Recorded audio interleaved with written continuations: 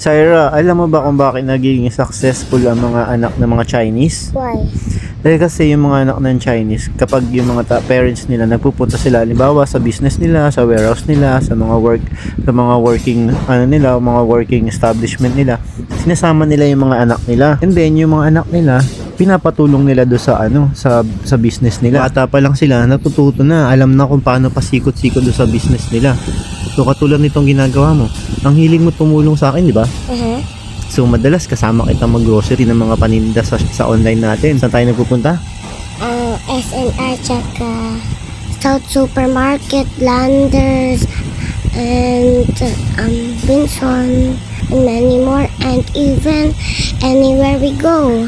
Sometimes nga we play din eh. We even play when we're going upstairs, uuna tayo. It's so fun like that. Yes, it's so fun talaga. So enjoy lang lagi yung mga ganong time ha. Enjoy mo yung lagi magkasama tayo. Punta tayo sa mga kung saan-saan. Tapos tutulong ka dito sa business natin. And then soon, ikaw na magmamanage nito. Diba? And you buy my favorite things then. And then you also prepare for my birthday. And if you see my videos in YouTube or Tatay's, like and subscribe. Bye-bye! And I'm bounce out.